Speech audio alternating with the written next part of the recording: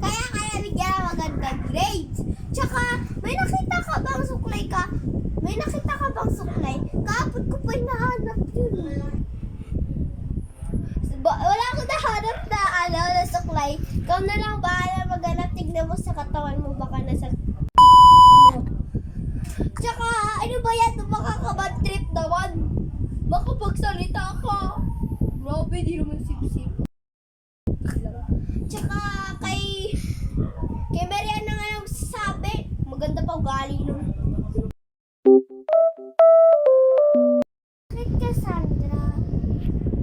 Oo, napapansin ko naman yung bagong phone mo. Pero huwag mo naman ipapansin kasi mahahalata namin na sip-sip ka kay teacher. Edi maganda.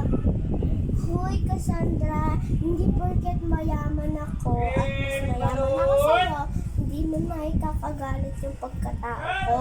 At hindi porket mabait na ako sa ibang tao, lalo na sa mga taong sinisiraan din ako.